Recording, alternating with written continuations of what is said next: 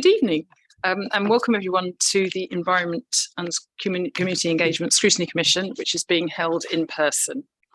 My name is Councillor Margie Newins, and I'm the Chair of the Commission. Before we start the meeting, I have a few housekeeping announcements to make. There are no planned fire alarm tests this evening. If you hear the fire alarm, please leave by the nearest fire exit and make your way to the agreed assembly point, which is at St John's Churchyard off Druid Street. Council security staff will be available to direct you.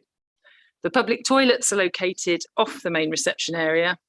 Please switch your mobile phone to silent whilst in the meeting room. The code for accessing the Southwark free Wi-Fi is uppercase F, lowercase r, 3, uppercase W, lowercase I, lowercase f, lowercase I, exclamation mark. This meeting is being live streamed to the Southwark Council YouTube channel via Zoom platform. The recording of the meeting will also be viewable on YouTube after the meeting has ended. May I remind members to raise your hand if you wish to speak, and please wait until I've given you permission to speak before contributing. Members of the public are welcome to record, screenshot, or tweet the public proceedings of the meeting.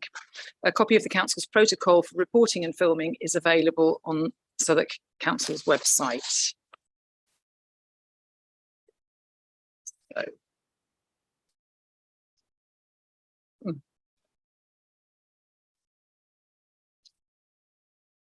Missing. Oh, sorry. I don't say. Sorry. Moving on with the agenda. Firstly, apologies.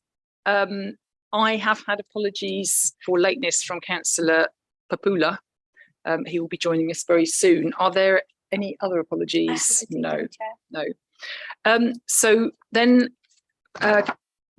well, the script says voting members, but of course we're not voting. We're discussing, but anyway, and recommending. But can members of the Commission, please, present in the room, please introduce themselves, and also the Scrutiny Project Manager. Firstly, our Vice Chair. Councillor Graham Neal, St George's Ward, Vice Chair. Thank you, Chair. Thank you. Do you want to go round? Hi, I'm David Watson, Councillor in Borough and Bankside Ward. Thank you. Hetsia Harper, Councillor in Faraday Ward. Emily Hickson, Councillor for London Bridge and West Bermondsey. Hi, Sarah King, Champion Hill Wood. Julie Timbrell, Project Manager for the Commission. Thank you very much.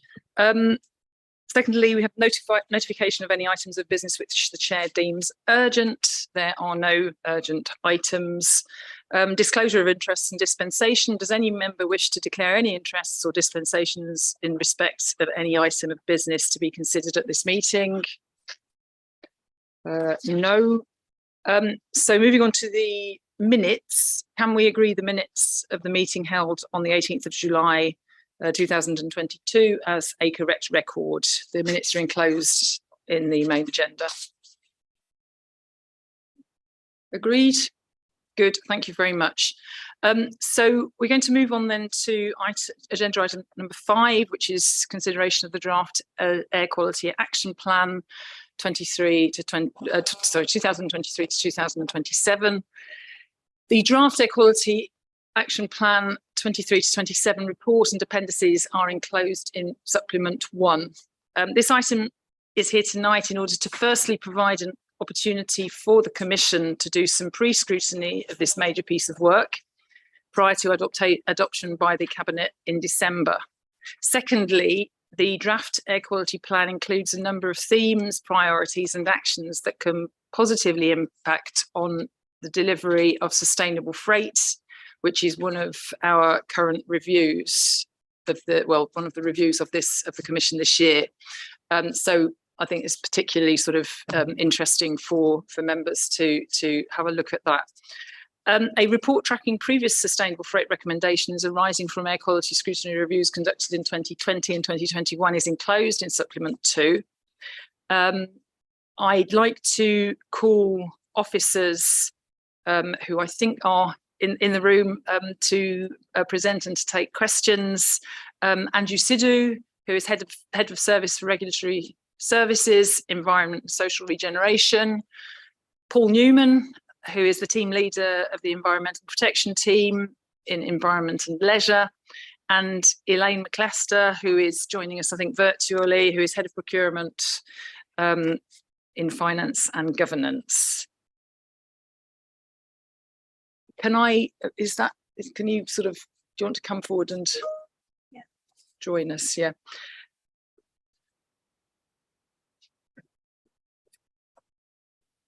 I was going to comment as well that Councillor Catherine Rose, who is the Cabinet member for Leisure Parks, Streets, Clean Air, was going to try and join us. I think she had a commitment which caused a clash, but if she can join us virtually, she was going to do so. I think unfortunately she may be a bit late, so apologies for that, but hopefully members can sort of have any comments they want to make, obviously, which will get fed back to the Cabinet member as well.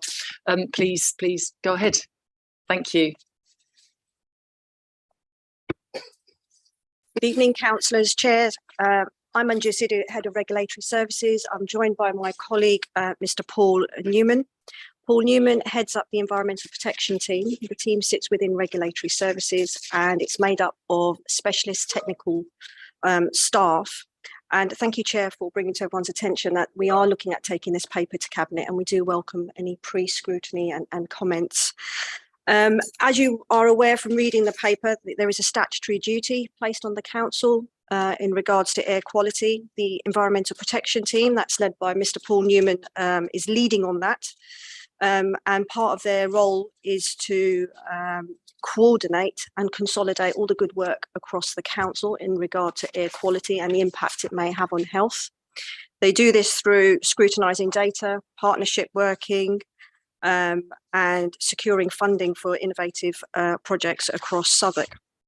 Now, part of this work, we have worked with colleagues across the Council on the movement plan, climate strategy, etc. I'm also joined by other colleagues who are going to talk about sustainable freight, but my piece is purely about the air quality action plan. Our current plan comes to an end in December. So our current plan was in place for 5 years. And if I had to pick 3 successes, I would say that our main 3 successes from our point of view is that we have been able to increase monitoring stations across Southwark from 2 to 6. So that's giving us really good data to help us make some really good interventions going forward and to inform others across the Council and any other plans. We've also done a number of school air quality audits, and we've made some significant progress there. And we've also managed to leverage in over £1 million of DEFRA money directly to for the benefit of our residents and businesses in Southwark. What have we learnt from our previous plan, or what are we still learning? I think the main thing that we've learned and we've implemented is the need for improving the governance, which is now being centrally led and directed by the Director of Public Health. That was a recommendation from DEFRA, was it DEFRA? GLA, apologies, from the GLA, and the Director has taken up that mantle. So what that's given us is that sort of coordinating and that accountability for actions. So that's been very useful. We're also looking at and refining some of the delivery of those actions and being a lot smarter, particularly around procurement. So one of the things that we've taken away from the previous action plan is that we need to work more closely with other colleagues within the Council around procurement. So it's providing that guidance to procurement officers across the Council so they can make really good informed decisions going forward.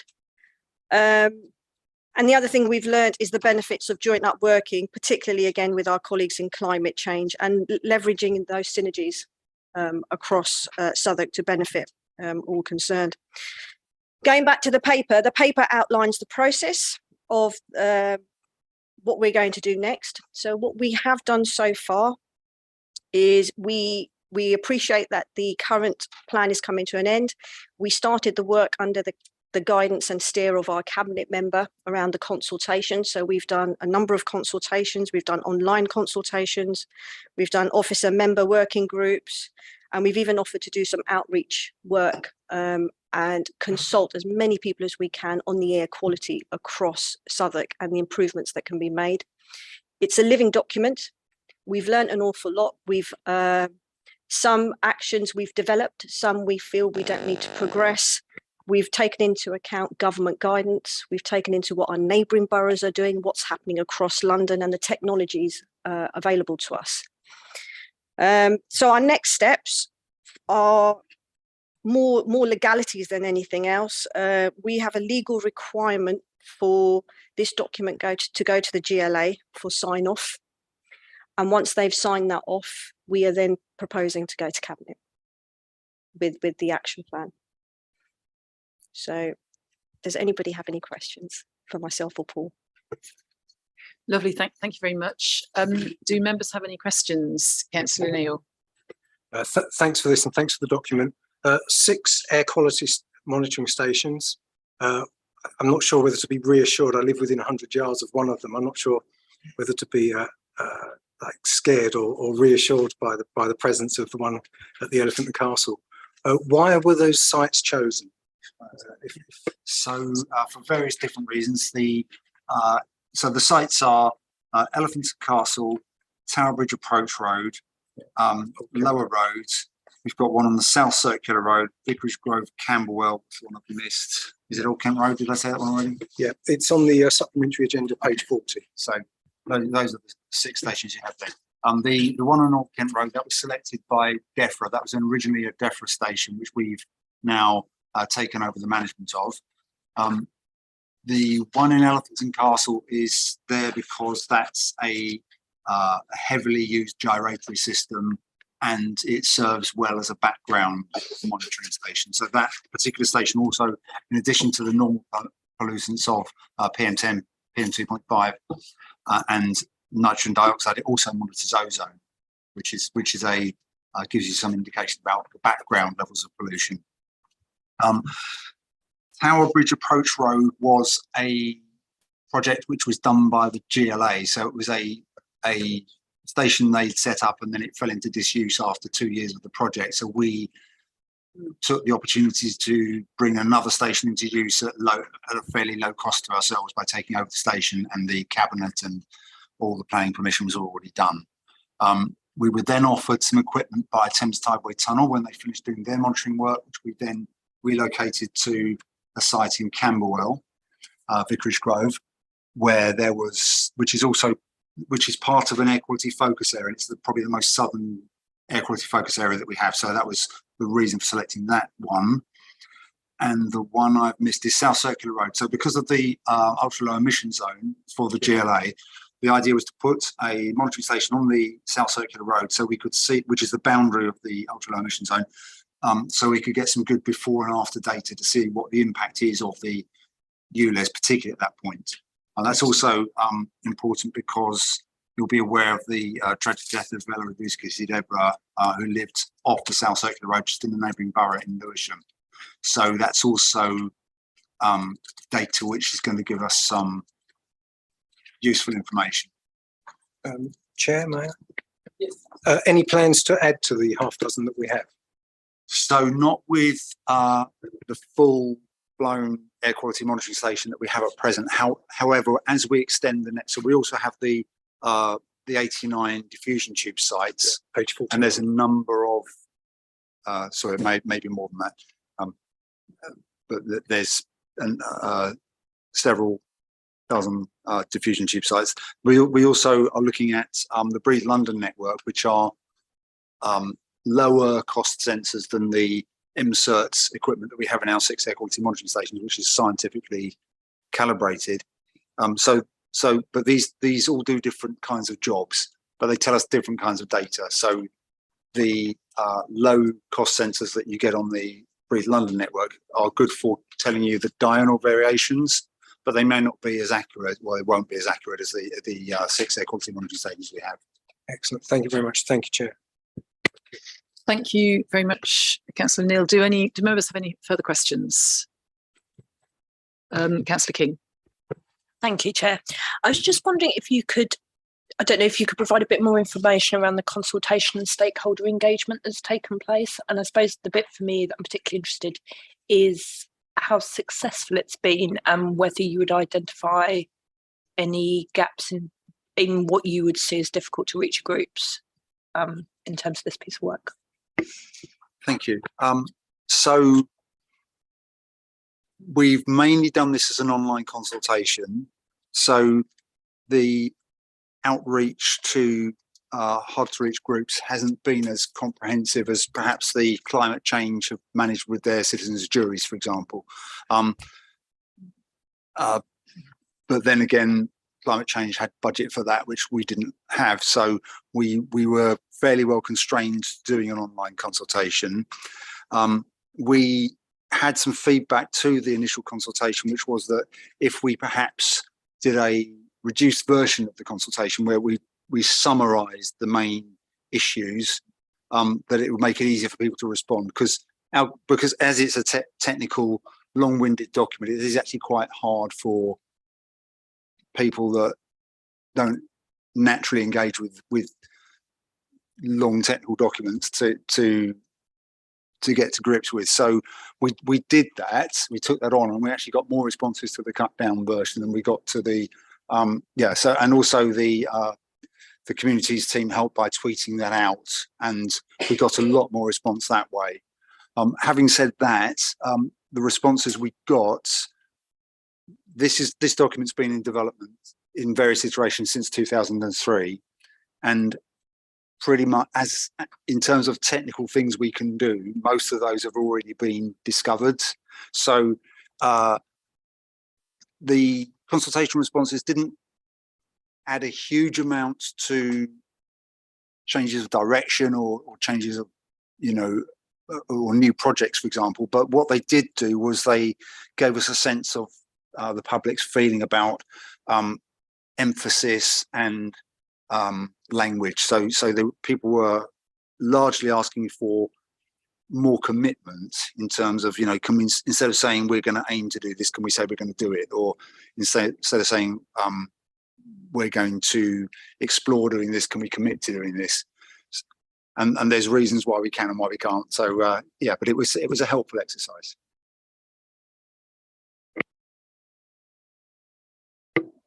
So do you, in terms of that, it's really interesting to hear that about that additional feedback to kind of shortened, kind of snappier version. Do you have any assessment of whether those who did engage were more geographically concentrated in any particular areas of the borough? And the background to this is obviously, I think in some of our papers today, there's a lot of reference to kind of low traffic neighbourhood consultations.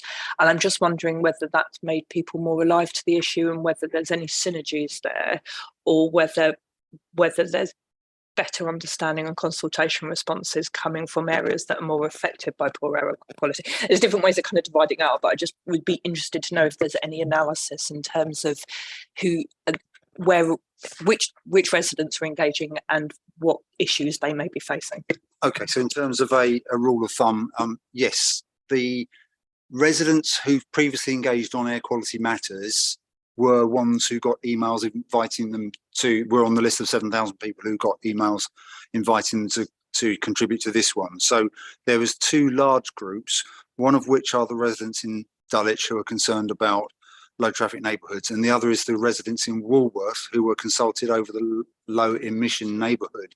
And those two groups tended to respond differently. So those people in Woolworth tended to be more in favour of the air quality action plan, new air quality measures, street space measures, and the people in Dulwich less so. But on balance, it was about, I'd say, less than a third of the people were opposed to even the traffic measures, and at least 2/3 or more were in favour. And that went up in Woolworth to about sort of 80% or so. Thank you very much. That's very interesting. Emily, sorry, Councillor Hickson. That's quite right. Thank you very much for this report. I found it really, really interesting. I would love to ask you about the trials that you talked about in the paper that have happened over the last 5 years, and I'm wondering if what you learned from them, whether you collected any data to tell you what worked and what didn't. And I'm particularly interested as a councillor for London Bridge and West Bermondsey in the trial at Tower Bridge, which I think could be illustrative. So I'd love to hear about how that went and what we've learned from it. And I'm really interested in whether, so you talk about the kind of anti-idling restrictions that you put in, but has there been any work to see whether that bridge can open less times, frankly, because every time it opens in this ward, it backs up traffic, and particularly around that primary school, which again you talk about in the report. So I'm just interested to find out if we've ever explored that, and I guess there's a follow-on question there: who would you work with to even be able to do that, and if that's a GLA thing, and my second question, and it's maybe a broad one, but I understand that a lot of the traffic that isn't, our Southwark procurement is obviously during the daytime. A large percentage of that could be around is business emissions, business vehicles, delivery vehicles, and what's our kind of strategy to be working, particularly with delivery companies, and particularly thinking about companies like Amazon, but others as well, to try and reduce the amount of emissions. So 2 questions there, one on corporate engagement and one on trials and particularly Tower Bridge. Okay, so that's a fairly huge topic on both of those questions. So please excuse me if I miss out any bits, and please pull me back and ask me again follow-ups if I miss any of that. So starting off with trials. So we did a trial on Tower Bridge Approach Road to see whether or not signage would improve the rate at which people switched off their engines, and we also measured air quality around bridge lifts to see whether or not there was a measurable impact on air quality. So air quality is pretty much a numbers and density game in that you're looking at emissions over time and density of the vehicle. If you're talking about traffic emissions, density of the road network at that point. So you can't really measure an impact of the bridge lifts on air quality locally, because you have the river, it's wide, it's an open space, and it's also the bridge lifts occur and they back the traffic up for 10-15 minutes, half an hour maximum, and you get something like, the bridge is open less than 1% of the time. So, if you're trying to measure a proportion of 1% of an impact, you're not going to be able to pick that up even with our fairly good or our best air quality monitoring systems. So, but in terms of the impact on people, there was some behaviour change that took place. So that informed us that by educating people about idling, you can get behaviour change, and probably the most important places to do that is outside schools. So we had these projects which are pan-London, where we participated in anti-idling projects to send out groups of people outside schools, educate drivers who are idling, ask them to switch off engines, and those have been ongoing. And then as part of that project, we also introduced, or rather our partners in our colleagues in other services introduced anti-idling fines or enforcement. So it is now possible in Southwark for a civil enforcement officer to go up to an idling driver and ask them to switch off. If within 5 minutes they haven't driven away, they can give them a ticket. Because of there's an interaction, and that also counts as an educational interaction, most people comply. So we actually issue very, very few tickets, but compared to the number of interactions, the number of people actually learning that idling, especially outside schools, is not a good thing. I think it's been a success. Can you just rewind the second part of the question? So I was about the freight and the freight issues and deliveries. Okay. So, to come back to the second part of your first question, who controls traffic in the Port of London? It's the Port of London Authority, and there are rights of navigation which are given, which predate the bridge, which ships have, and so they've got the right to use this pool. So there's a right to a free opening if your mast is higher than a certain height. So that's not something we can control. It's not even the GLA can control, and I think it would need sort of primary legislation in order to change that.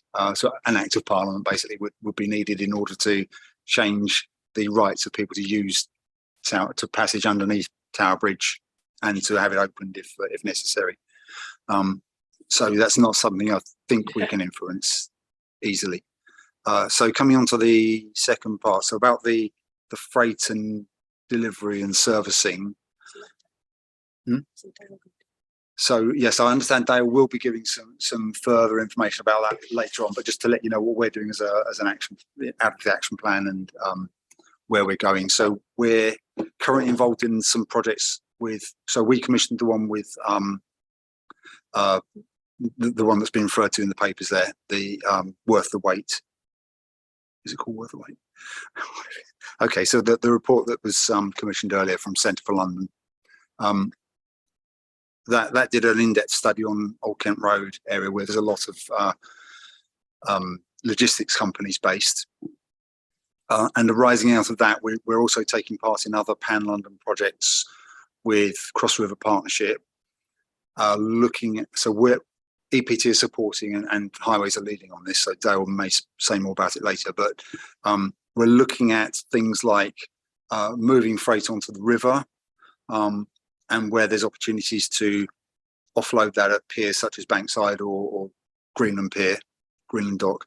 And also we're looking at the use of a logistics hub outside of London in Dartford, where they can either bring stuff up by the river or they can bring it in by electric trucks. So that's principally used by Guy's and St Thomas Hospital, and they've managed to free up an entire basement area and convert that to medical space from what was storage for blankets and medical equipment and all that kind of thing.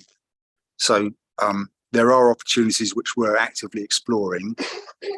Another strand of this is, again, something Dale may touch on later, where as part of the Walworth low emission neighbourhood, we explored the idea of having bookable permit holder only loading bays in Walworth High Street. The idea being that lorries would be able to book their slot for the delivery, and they wouldn't have to circle round, waiting for the bay to come free or waiting for the people who'd nipped into the shops for 15 minutes to finish their shopping and drive away. So, and that there's more work being done by Highways in other areas, I believe, in Bankside. So that's the sort of direction of travel. I probably haven't answered everything you asked there. Thank you very much. And I was going to stress as well, Councillor Hickson, that obviously we are hearing from Highways later, so those could be really valid questions also to put to Dale. Thank you very much. Do members have any further questions on the air quality report? Councillor Watson. Thanks, Chair. Sorry, I don't know how much time we have for this item, so I'll just try and be brief. But I just, you mentioned something before about in the feedback and the discussions you'd had about kind of requests for a bit more specificity around some of the targets. It'd just be good to understand a little bit more about that.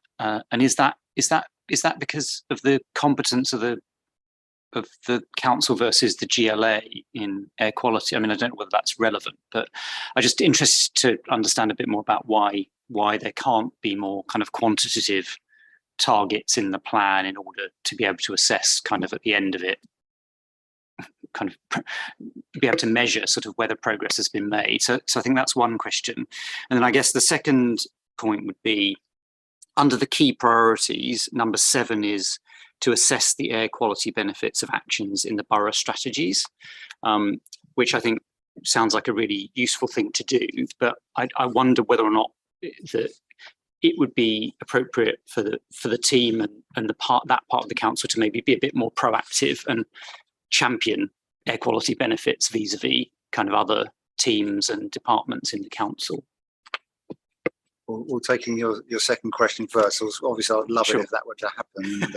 And we're on your side. I'm happy to encourage as much as possible. So so one of the things we do is when we know there's another plan in the council coming up for a renewal, we will ask to be consulted on that so we can give some technical input on air quality and sort of guide the authors of that plan. Have you thought about this, or have you thought about this impact on air quality? And I believe the climate change team will be doing the same with respect to carbon emissions. So then coming back to the first part of your question, to do with specificity and having smart targets. Yes, we're constantly trying to make the targets more smart, and we'd like to make the plan, we'd like to commit to doing things rather than just aim to do them. Part of where that sort of slowed down is that there are other plans which we're trying to remain consistent with. So we can have an aim to say we want this to be a fixed target, but until, say, the climate change team have finished their action plan and decided they can do that, we're not necessarily going to put that in the plan, even though it's an ambition. So, but as Andrew said, it's a living document, and we can revise it. Or the action plan is a living part of the document, and we can revise that at any time and report back to council with the annual status review. So if during the year we complete an action, or it becomes apparent that another action would be beneficial, we can add those or remove those as appropriate. Thank you. If there are no further questions from members, I'm going to ask a question myself. I'm very conscious, and this is sort of, the narrative, not just within Southwark Council, but further afield as well. There is obviously been a lot of emphasis on looking at tailpipe emissions. And I think only at this stage is it beginning to come into the fore that actually particulate emissions from vehicles, tyres and brakes are actually it would appear quite considerably more scary than what we're getting out the tailpipe. And I was reading, and I appreciate that you don't believe everything that we see in the press, but I've seen recent analysis which basically was saying that particulate emissions from brakes and tyres, depending obviously how the vehicle is driven, but even when it driven completely legally, could be sort of considerably higher than 2,000 times greater than tailpipe emissions of the 23 nanometer particles, which are the ones which get into the bloodstream and therefore into the organs, and also being talked of as being responsible for microplastics in the ocean, and our own ingestion therefore of them.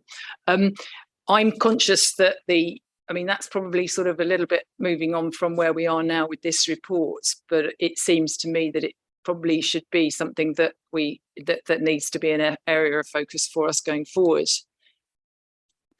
Yes, I agree with you. Whilst, although I'd put a slight caveat on that, in that the particulates you get from tailpipe emissions there's some evidence that they're more harmful in terms of lung damage, not absorption into the body, but in terms of lung damage because of the acidity of them, they're actually more harmful in terms of, the things you see like asthma and obstructive pulmonary disorders. But with that one caveat, yes, I totally agree with you that not enough is known about tyre wear and brake wear. We took part in a project recently with Lambeth, a joint project where we were doing road sweeping. We were testing the effect of road sweeping on resuspended road dust. And that project has just completed. That was a Mayor's Air Quality Fund funded project. But one of the things we did there was we took analysis of the water that was swept off the street to analyse the sludge, see what's in it. And so we're at a very early stage of looking at this as in more depth, but it's something that will attract more attention, I'm sure, especially as EVs have their benefits in that they don't have tailpipe emissions, mostly if they're not hybrids, but they're heavier vehicles, therefore they wear the tyres more. I think that there is scope for lobbying national government on regulations on tyre wear, because if you took the spectrum of tyres, you'll probably find that at one end they're terrible, at the other end they're reasonably good. And if you cut that down the middle and say, well, the standard is the best 50%, you have to achieve at least the best 50%, then you'd make a big difference, a big impact on the scale of the problem. So I think there is, perhaps through London councils or through further projects with the GLA, that might be a feature of future interventions in air quality. Thank you. And to come back on that point a little bit, I don't think there are any regulations currently on how tyres wear, or indeed on the chemical composition of the tyres. And do you think it would be an appropriate thing for us to be recommending in the air quality review that there should be, because clearly this is an area where there is a bit of a blind spot, well, a big blind spot for this type of discussion? I think it's probably a bit beyond the scope of a local authority to do that work, but certainly supporting research that happens in Imperial College or other places locally, and lobbying for, change or research on that. There'll be sort of motor vehicle manufacturer research that's done on tyres, which is probably going to be on the scope of a local authority and to deal with in their air quality action plan. But certainly I think it's worth keeping attention on that issue. Thank you very much. Do members have any further questions? Thank you. In which case, thank you very much, Paul Newman and Andrew Sidhu. Yeah, we'll move on then with the agenda to agenda item number 6, sustainable freight. Thank you very much. Thank you. That's very, very, very useful. Sustainable freight review from Fleet Services. A briefing is enclosed, but we're going to hear from officers Mick Lucas, who is Head of Traded Services in Environment and Leisure, and Tracy Dean, who is Fleet Service and Transport Manager, also Environment and Leisure. Thank you very much. Thank you. Thank you, Chair. Can I just ask how you'd like me to approach this? Because what I don't want to do is to go through the document if people have read the document and they've just got questions. But I'm happy to give you a briefing, as it were. I'll take your advice. I think it's really useful to give a little bit of a briefing as well. Whilst I'm sure that members have of course read the documents, but there may be members of the public who have not had that benefit yet. So it's also it's useful to have a little bit of an overview from you, if that's okay. Yes, no, more than happy to do that. So thank you.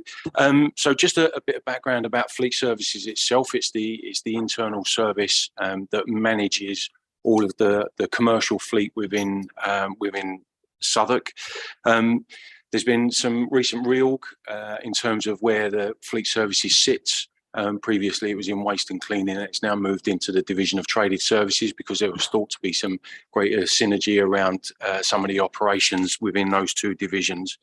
And then, obviously, the work that we're doing now is about trying to reflect what we believe to be residents and their requirements in terms of having a sustainable fleet.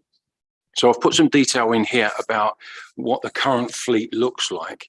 And there's a breakdown there in terms of numbers of vehicles. And you'll see that there is a significant number within those which are combustion engines. So we've got 24% of our fleet currently are petrol, and 70% of our fleet are diesel engines. And from that, we've done a calculation around some of the emissions that are based on that current fleet, and that would reflect around 430 metric tons of carbon emission from our fleet annually. So just in terms of the current size of fleet, the first thing for us, although we are looking to develop our strategy for replacing our fleet, the first thing that we want to do is actually reduce the size of our fleet. So we're just developing a program with all of our service users. One waste and cleansing colleagues, housing repairs colleagues, etc., to just provide some challenge about what vehicles they've got, how many numbers they've got, what type of vehicles they think they need, and whether there's an opportunity to actually rethink some of their service delivery in terms of reducing vehicle numbers. So that's a sort of first port of call for us. And then there's obviously that piece for us about can we reduce the number of combustion engines that we've got in our fleet, looking towards whether they're electric, full electric or hybrid vehicles. And there are, in terms of some of the vehicles that we use, we've got a whole array in terms of vehicle type and size. So we go from everything from a small van right through to 26-ton refuse collection vehicles with some specialist vehicles in between, cherry pickers and cranes and tippers, etc. So in terms of the technology that's available for us, we know that the technology for some of the smaller vehicles and the probably well-known vehicles is mature, and that is easily available to us. Some of the challenges that we have are around some of the specialist vehicles like gully suckers or road sweepers and compact cleaners and stuff. So that technology isn't as well developed. But what we're in the process of doing is getting some of those vehicles into us, so we can actually see some demonstrations, but also carry out some trials just to see whether those vehicles we can understand what they are in terms of our operational need and their capacity to be able to deliver what we need them to do. And those trials include cherry pickers and fully electric RCVs and compact sweepers, etc. One of the major challenges for us as an organisation is around the charging infrastructure. So we recognise the need for us to reduce some of our or as much as possible of our emissions from our fleet. But one of the difficulties that we have is that we struggle to be able to be in a position to be able to charge those vehicles at a time that we need to be charging them, and in a place that the charging infrastructure is available. It's probably, I think, in terms of the 330 vehicles that we've got now, I think it's in excess of 180 of those vehicles are taken home by the drivers. So we have a home parking agreements with staff who then they go straight to their first job from home. But what that means is that we've got a significant number of vehicles that are parked in and around people's residential properties. And the challenge for us is how do we actually, if we've got electric vehicles, how do we charge those? How do we charge those vehicles? We've also got a challenge around some of the space that we've actually got within depots. We've got a diminishing square footage of depots across the borough, and for the overnight parking, there's a need for us to be able to charge vehicles when everybody needs to charge their vehicles because everybody's working the next day. So I don't want to oversell it, but I don't want to underplay it. It's a significant point for us. So in terms of how we're going to approach this, we've got an emerging strategy. We've done lots of work around our vehicles, the life cycle of our vehicles, the type of vehicles that we've got, and then we are working through all of the work streams where we first of all, identifying the work streams, whether they are around some of the technology that we might be able to include on vehicles to reduce vehicle use, whether it's about our procurement approach, whether it's about what we might do in terms of vehicle usage. But that's a quite a significant piece of work that we are, like I say, it's just emerging. I think that's a polite way of saying it's a work in progress. So that's where we are in terms of that. But program wise, I think that I've just put some headlines in there. But the infrastructure, you'll see that there's there's a headline around 36 months for us to actually identify that, and that's a piece of work that we're doing not only around some of our fleet charging, but also how do we get more charging infrastructure out on the streets for public use. How do we include our housing estates in some of that infrastructure to support charging, etc. And then how do we work with private businesses and petrol stations, for want of a better word, who are now moving into the provision of electric charging points. So that I think is probably the biggest time in terms of timescale. That's the biggest challenge for us. And then just one of the appendices at the back just gives you a breakdown of the vehicle types. So hopefully that was okay as a summary. And if you've got any questions, I'd be happy to answer. Thank you very much. And I mean, I just comment from me, the thing that really stood out to me in your report, which is very well made, is the problem with the charging infrastructure. And I think that's something which we hear for, I think a lot of people generally, the public, believe that sort of, we have this option to just make everything electric. And actually there is a big problem with charging infrastructure, and also in fact generating capacity if you take it that far. So thank you very much. That's really interesting. Councillor Harper. Thank you, and thank you very much for your report or briefing paper. So I had a question in item 4.1, or paragraph 4.1. It says that the emissions council controls are only about 12% of the whole borough's emissions, with 1% of that volume being related to the commercial fleet. I'm wondering what sort of, at the end of the kind of time scale of the 18 months, what sort of reduction are you hoping to see? Because I also note with the infrastructure upgrades, that's potentially up to £10 million of capital investment. Yeah. So I was kind of interested in what the kind of, what are we hoping to see? So I don't know the answer to that. Okay. But I think in terms.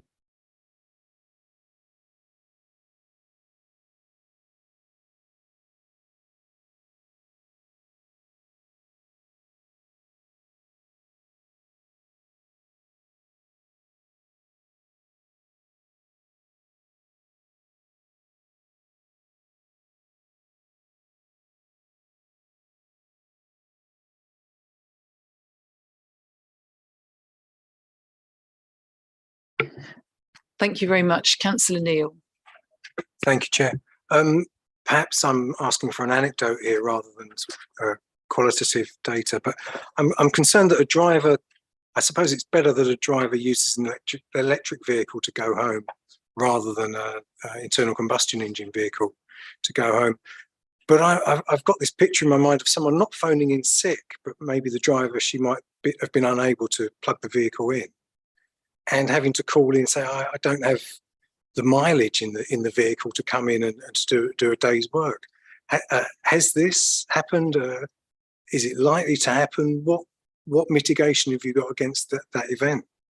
Thank you. So it hasn't happened because currently all of the electric vehicles that we've got are charged within depot space. So there isn't electric vehicles going home unless they are in striking range in terms of their existing charge, and they know that they can get home and get back again and then do their day's work. So they manage that locally in terms of their sort of operational use during the day, and they know when to charge up, like they know how to fill up the petrol tank, I suppose.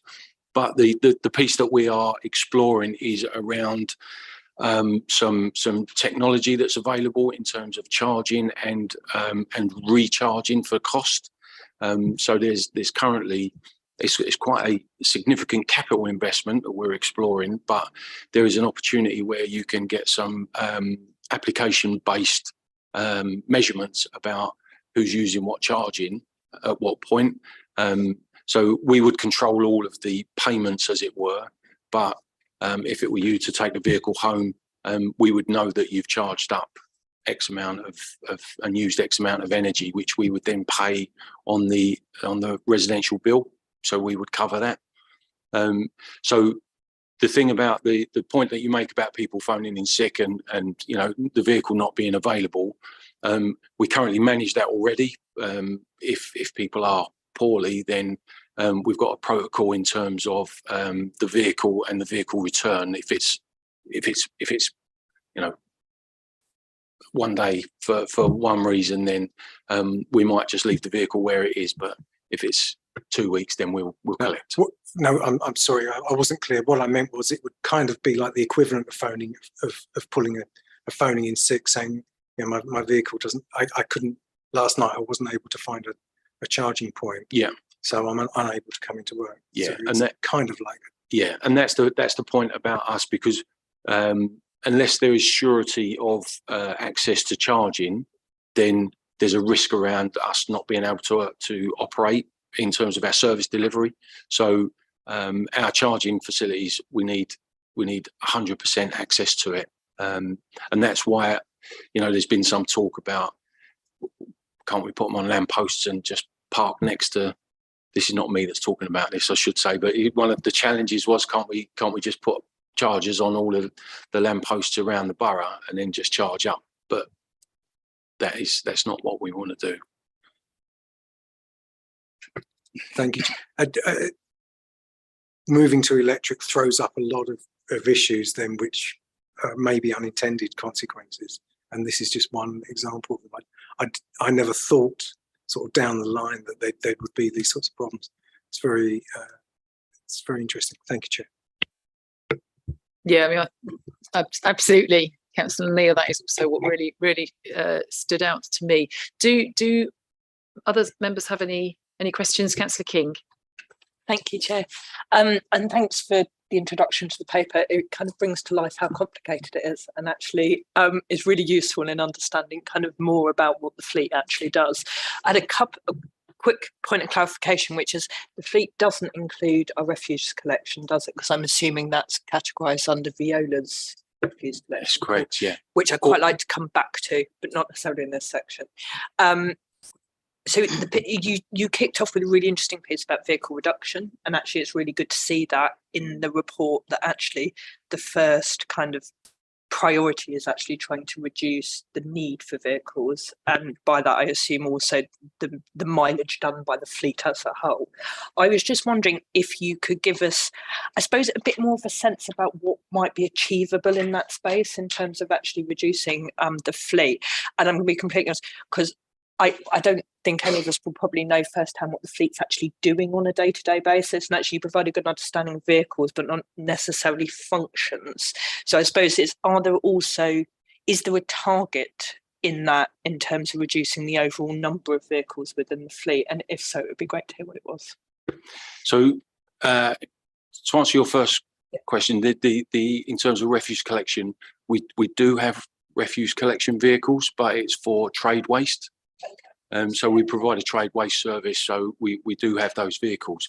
In the reduction piece is, again, it's one of those challenges where us as fleet services, we're going into businesses and asking them whether they've considered rewriting all their procedures in terms of how they work, because we want them to reduce their vehicles, and can they almost hotbed the vehicles working from 6 till 12 and 12 till 6 or whatever it might be.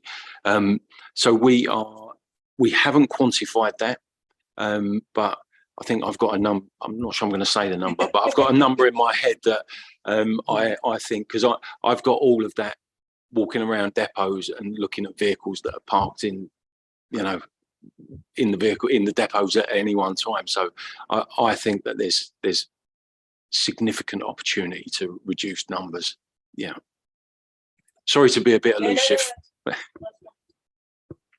So it obviously involves working with lots of different moving parts of an authority in terms of what the functions are, which actually in itself. Are there any blockages to it in terms of, I'm not asking you to name and shame different parts of the council, because that's probably not necessarily the right place to do it, but I think it would be useful for the committee to understand how embedded your objectives are across the authority as a whole, because I know that's obviously something we're trying to do with our climate change work as a whole, but it would be useful to understand what more needs to happen to make sure that those conversations are taken seriously and are given priority? Yes, I think as part of the fleet strategy, that clarity will be provided, and the conversations that we're having, they are, I wouldn't say there were blockages, but you're talking about change management around ways of working and embedded behaviours. So there's certainly some support that we need to offer to both individual drivers and to service users. But I wouldn't say there were blockages. I think there was just maybe some more clarity around the picture, because it's always helpful to just to support some of the decision making with information for people to be able to see why we're doing stuff. Thank you very much. Councillor Papula, I think you had a question. Thank you, Chair. And I've got two quick questions. The first one is really the composition of the commercial fleet. I wanted to quickly find out if consideration was taken with regards to maybe electric bikes being used in the commercial fleet. So that does kind of come back to the actual functions of what the commercial fleet does, and whether there is, of course, scope for that. And my second question is, this may be beyond the scope of the briefing, but whether consideration was taken with regards to the actual source of where the electricity generation is coming from. I don't believe that's covered or noted here, but it would be good to get clarification as to whether that has been factored in. Thank you very much. In fact, Councillor Papula, you very much took a question that I was going to ask also around the work that's being done, perhaps to think about using electric bikes, perhaps cargo bikes in certain functions. But to extend a little bit the question from Councillor Papula, I wanted to also, what the obstacles are. Obviously, there is a functionality there which you can't have electric bikes emptying refuse, for example, but there will clearly be roles which could be carried out using where vehicles are not necessary. I wonder whether sort of you've looked at that, what the resistance factors are from staff, so like sort of a broader, to broaden a little bit the very good question from Councillor Papula. Thank you very much. Yep. So on that first point, yes, we are considering electric bikes. We're also considering whereas before it was almost if you need a vehicle, you get a small van. Actually, the challenge again with some of the services is about, well, actually, what do you need the small van for, and how often do you need to use the payload, and is it actually just a seat that you need to be able to get from A to B?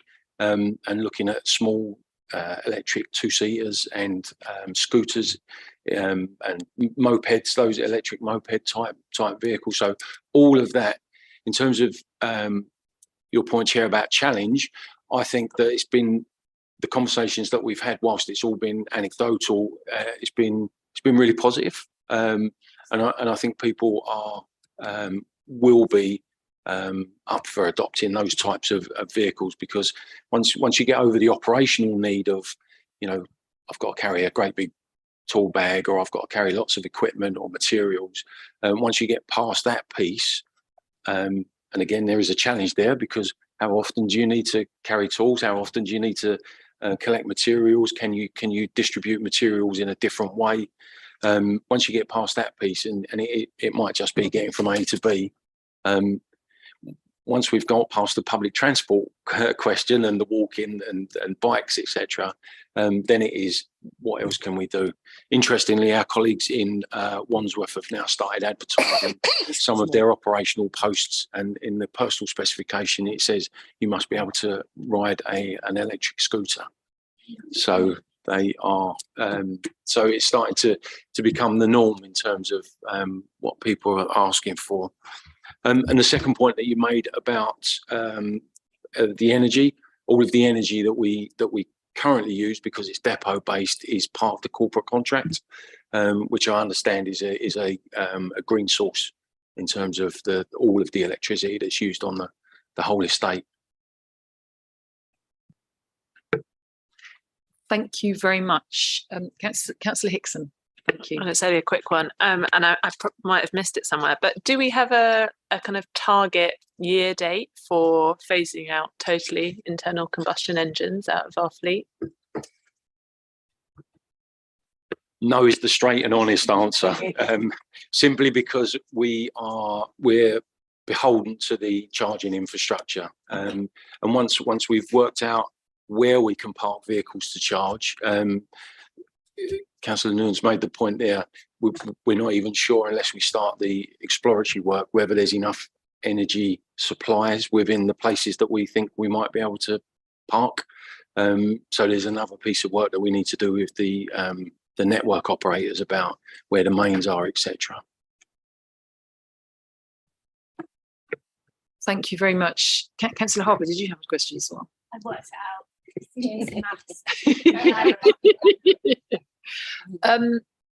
Are there any further questions on fleet services? No.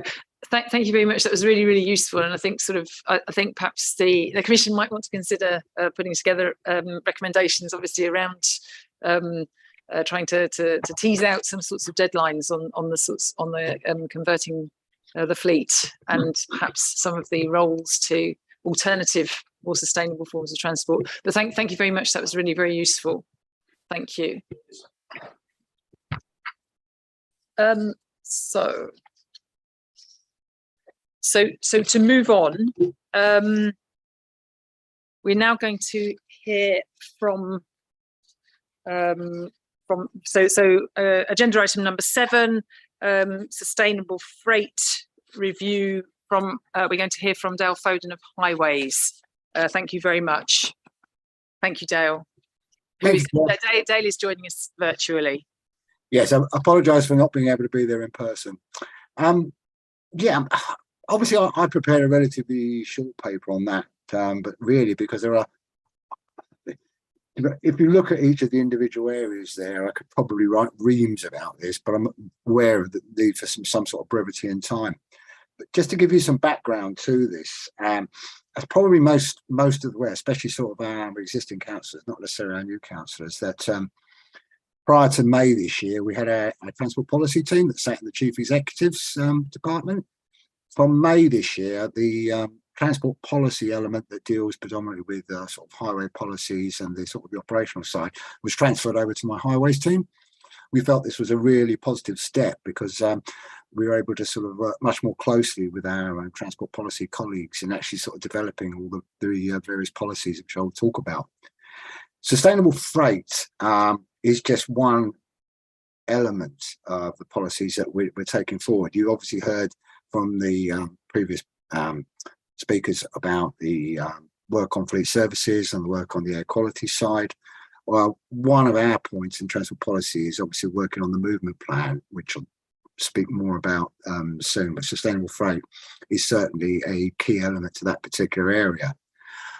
My paper was really to sort of just give you an overview of all of the various strands, some of them quite disparate and a lot of them obviously interlinked, that we're dealing with in highways. You obviously Paul Newman's already sort of spoken to you about some of the areas of working, like the Cross River Partnership on we see river freight as a big area of development. Obviously Paul was mentioning about the Bankside Pier area, where we're sort of in conjunction with a bookable loading bay at the same place. So we're looking to combine river freight with time deliveries. At Greenland Dock, we're also sort of looking at running a similar idea, but working on the sort of micro distribution side. So we're looking at either smaller freight and then actually sort of the onward distribution from Greenland through cargo bikes predominantly. So we are looking at ways that we can obviously sort of build on that. These are effectively trials at the moment, but they'll be sort of coming forward as time progresses. Regard to bikes for businesses, obviously we've been working closely with our think we've got 77 businesses signed up at the moment for sort of using cargo bikes, and we're sort of encouraging the use of that. It's in the early stages at this moment, but again, it's an area of development that we're actually trying to work on. Cargo bikes themselves, we have an ongoing relationship and a contract with Pedal My Wheels. So we're actually looking to produce cargo bikes that can actually be sort of very cheaply can be acquired by the various businesses, and we're encouraging that. You may wonder what accessible cycle tool is.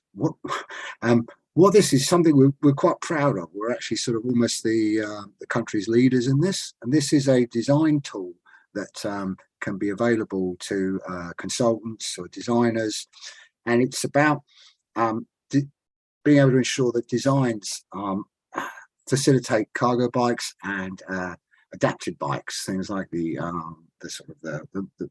mobility bikes and that, but it's predominantly about cargo bikes, and ensuring that any design of any new cycle track will be accessible for the use of cargo bikes.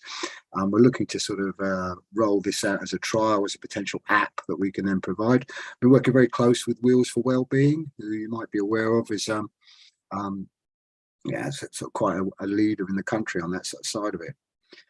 The just picking up on the other elements of the paper that we've come up with was the high street improvements.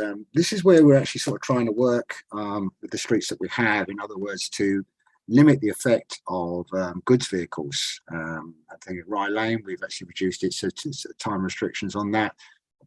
Be aware of some of the point restrictions we've got, like on Bermondsey Street and other particular areas. I did talk about the bookable loading bays. Paul did mention those, and we're looking at on Walworth Road and as a Bankside. It seems like a lot of disparate areas, but everything is going to be pulled together by the movement plan. People, I presume, councillors have been around for a long time, but since obviously the movement plan was first published in 2019. And at the time, it was quite innovative, but we felt that it was time for the world's moved on. This sort of things have changed. There's a lot more emphasis on sort of the micromobility and that sort of side of it. So we're actually refreshing the movement plan, and that is intense.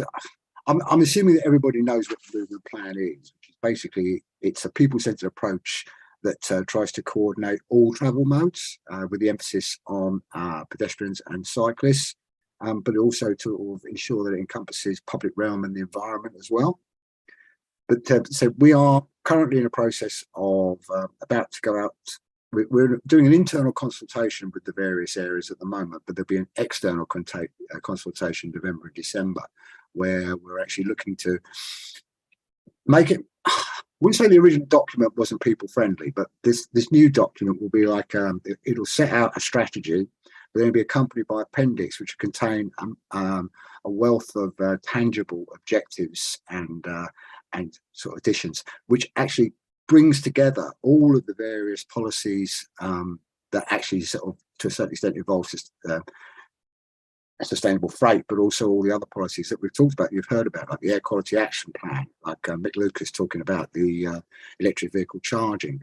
Because as Mick probably mentioned, it's a bit of a say, yes, you could have electric vehicle charging points on every street, but then that's slightly conflicting with the policy we have on things like cycle hangers and providing sort of like space for pedestrians. You're aware that we've signed up for the Equal Pavements Pledge.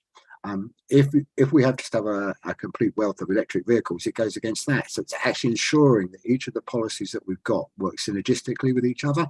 That's what the movement plan will do, because it'll also bring areas like the low traffic, the LTNs have been putting in, which are now called street space measures, just so we get the terminology correct. The Vision Zero policies that we have, the climate change strategy. You'll be aware that each of these various strategies has an action plan. And the idea is that the movement plan will ensure that each of those action plans is correct. They're not working against each other, that they're areas. Even the council delivery plan that contains a number of targets, all of which we feel are aligned to things like the air quality action plan targets that we've actually got. There's the parking strategy that we're looking at the moment. head and total above this is the cycle strategy. Now, the last cycle strategy, which is published on the council website, was last produced in 2015. It needs a radical update, and what it will do is it will look to so not only what the existing sort of cycle network across Southwark is, but what we're proposing to do, how we expect to link this, how this is going to link with school streets areas. And the idea being that people will be, I mean, moving forward, our aspiration is to have like apps that cyclists can use, which will show them the most efficient, effective, and safe routes to cycle around the borough. So that's all the strings, and probably enough talk about this at the moment about what we're actually doing. But as I tried to just sort of briefly explain that in the paper, and I would welcome any questions. Thank you very much, Dale.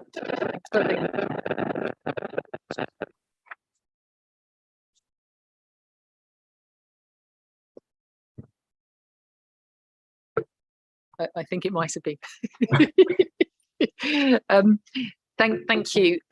Yeah, do members have any questions for Dale Foden, Head of Highways? Councillor Papula. Thank you, Chair. I wanted to find out whether consideration's been taken on current and future infrastructure about the storage of cargo bikes. As we all know, they are larger, they are slightly bulkier, and I wanted to find out whether our current infrastructure could take the storage of cargo bikes and whether moving forward, especially with a raft of new developments throughout the borough, whether that should be a staple moving forward to ensure that there is good ongoing infrastructure for cargo bikes. Absolutely. I mean, the first part of the policy that we put into place at the moment is to ensure that cargo bikes are available where actually required. I didn't go into cycle hangers, which is obviously one of our major sort of moves. As you know, we've dedicated ourselves to sort of doubling the number of cycle hangers in the next 4 years. Currently, I think at the end of March we had about 500. The intention is to have over 1,000. Now, as you know, a cycle hanger takes 6 standard bikes. Well, we're looking at designs that will incorporate 1 or 2 cargo bikes, so that we can actually use cycle hangers in strategic locations for cargo bikes. As you probably know, cycle hangers at the moment have dedicated spaces that people actually sign up for. So we're looking at what model we can actually use to provide some sort of storage for cargo bikes, whether or not they are dedicated to a single user, or whether or not there might be some sort of other form of use for that. So it's certainly one of our main considerations is it'd be pointless to sort of come up with a policy of everyone of providing cargo bikes, but then not being able to safely actually store them. Bearing in mind, we know what the problems are and the issues are with cycle theft. Thank you very much. Councillor King. I've got a number of totally unrelated to each other questions. That was really interesting, Dale, that point about storage for cargo bikes. I was just wondering if there's a funding mechanism at the moment for the delivery of that storage, because I'm very conscious that hangars tend to be delivered via CGS and or devolved highway budgets, and there's not a lot of money in those budgets. And I would imagine a hanger for a cargo bike would cost more to deliver, let alone taking into account raising inflation. So I was just wondering if there's identified funding mechanism by which we will be delivering those. And then my 2 really unrelated, do you want me to do them one by one or all together? Chair? Yeah. My other one was the accessible cycle tool. That's really, really interesting. And I'm just wondering where we've got to in terms of actually assessing our existing cycle routes in the borough. So I'm very conscious there's a route through my ward, which is off-road, runs between some MOL land, lots of people would like it to be accessible for a cargo bike. It currently isn't. So I was just wondering where that was in the process. I'm very conscious I know one that you can't do. Have a CGS project coming forward to change it, but quite like that to be paid for some other way. But quite useful to understand what the progress is on that. And then my third one is, again, not linked, but it may not be a question for Dale at all, but it strikes me listening to the presentation from Fleet Services that there's a huge amount of work going on, I suppose, in the remit of our own freight. And I'm wondering where we go next with other businesses' freight. And I think it's to touch a point that's already been made earlier, is the Amazons, the supermarkets. There's a huge number of different operators who are operating freight across our borough. And I'm not suggesting for one moment that they're in our control, but it feels to me that to really, really make significant progress in this space, we need to be using all of our levers of power on challenging others to be either learning from our Fleet Services work. What are we doing for Veolia and their contract? How are we making them consider the most efficient ways of collecting rubbish in terms of vehicles? So it's a massive question, because there are both people we are in contract with as an authority, and there are businesses we have no relationship to at all, but they're still driving vehicles through our borough. Thank you. Thank you very much. Did you get all that, Dale? Well, yeah, I'm not sure I could give a proper answer, but I'll give it a go. Funding mechanism for cargo, for sort of cycle hangers. Yes, we do have a funding mechanism. We made a successful bid from the climate change for £2.5 million over the next 4 years, and that will cover us for about the 500 cycle hangers that I said we've actually committed to.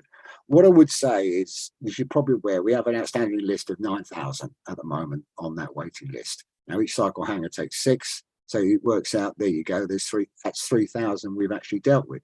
There's a logistic issue about where do you put them. In other words, it comes down to that curbside strategy, working with the EV strategy, because you can't imagine you have a road where you have all the parking taken up by a whole series of cycle hangers.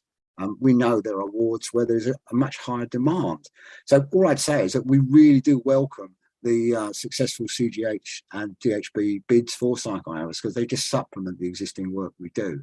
As I said, the £2.5 million is very welcome, but I would just say we're obviously still sort of debating on where. It's a case of how that, because obviously we have the waiting list. There's people been on the waiting list for some considerable time, so we do work it out. But I would say it's not a case of actually each particular ward gets the same number. It is done on a needs basis, and as you're probably aware, the waiting list in Goose Green is about as much as sort of like the next 3 or 4 put together. So it's a case of actually sort of where the need is, but then it's actually finding the locations as well, because these go on the public highway. Each cycle hanger costs about £5,000. The actual sort of unit cost is about £2,500 to £3,000, and then we have things like the traffic orders, because every cycle hanger that goes on the highway has to have an associated traffic management order, and that's £1,000 a pop. For actually sort of just paying the advertising costs. So yes, we do have a funding stream for cycle hangers, whether it be for sort of individual users of 6 or actually sort of for cargo bikes. But I really would say, in order to really sort of make a massive dent, we really do appreciate the contributions from CGS and DHB. And of course, if it is through CGS and DHB, then councillors do decide where they go. It will go where the councillors actually want them, as opposed to arguably our view where we're putting them where there's a recognised need first. Hopefully that answers the funding one. The accessible cycle too, yes, it's still in development at the moment, but there's every intention that we can use it on our own cycle routes. And I'd like to think that most of the cycle routes that we actually put in, you're probably aware the sort of areas like there's a big argument in various places about where we have cycle routes, but there's a problem with scooters and motorbikes, antisocial behaviour for those. So there's a requirement for putting in the staggered gates. But if you put a staggered gate in, you're never going to get a cargo bike through it, or a wheelchair to a certain extent as well. So there is always this. But there's no reason why we can't use the tool once it's available to sort of assess our own routes, and that will again be part of the cycle strategy, because we're only going to be identifying routes that are accessible for cargo bikes if they obviously pass the test for that. I'm not particularly familiar with the route you actually mentioned, but if you want to contact me directly outside of the meeting, then I can actually sort of look into that for you. On our own freight, what I would say is that we are doing everything we can to promote the use of cargo bikes. For instance, all of our recent consultation materials that we've carried out, we've used cargo bikes to actually sort of deliver the material to the suppliers, and wherever we can, we're severely promoting that. As you said, we've got a list of 77 businesses at the moment in a whole range of businesses, from breweries. I wouldn't say use a cargo bike to deliver the larger barrels, but obviously that's just a typical example. And I'm more than willing to share that list with the committee, just to sort of just so you can see the scope and the range of the type of businesses that we're already working with. But what I say is we're working with the BIDs as well, the business improvement districts. We've obviously got the list of their businesses. They're actively encouraging take up of the use of cargo bikes. Does that answer your questions? I think there's more we as a committee we need to explore about what we're doing in terms of other businesses that use the roads, such as Amazon that was mentioned earlier, but also supermarkets. Because the bit for me is there's a huge bit is that if the consumer can press a button and their item that they've ordered arrived the next day, how do we challenge that behaviour? I don't think it's a fair question to Dale to ask how we do it. It's clearly a very a difficult conundrum for us to deal with, but not so difficult that we shouldn't be having some recommendations. Absolutely. Thank you. Absolutely should be within a line of focus. Do members have any further questions? I'm going to sort of ask people to be as a little briefer if possible as we're moving. It's getting late. Thank you. Sorry, Councillor Watson. Thanks, Chair, and thanks, Dale, for the presentation. I've got a quite specific question, if you forgive me for asking it in this forum, but in your paper, item 8 on bookable loading bays, you say you're trialling one of the bookable loading bays in Bankside in New Globe Walk, which is in my ward. I've actually had some casework come in on that from one of the local businesses. So the question is basically whether or not there'll be a consultation conducted with local businesses and others in the area about the location of that bay. So I don't expect you to respond to that now, but it would just be good to get an update at some point on whether or not there will be some consultation and when that would take place and what the methodology would be for local people who are interested in the location of that bay or may have perspectives on it to be able to submit their questions and concerns. Thanks. Yeah, I could just say that it wouldn't be the pub, would it? Shakespeare's Globe. Yeah, we have had extensive chats with the pub and with the whose name escapes me. I'm really sorry. Is it Shakespeare's Globe? And the actual Globe Theatre itself, because obviously we've been working closely with them. And as far as I was aware, we managed to sort of address all of their concerns that they actually had. But more than willing to have those further discussions. There will be the statutory consultation associated with any traffic order that sort of comes out of that as well. Thank you very much, Dale. I'm just going to sort of a little point that I wanted to make. I'm very conscious, and we've possibly spoken about this before. I'm very conscious that a lot of the storage space for these for our sustainable transport, some of it has been located on pavements.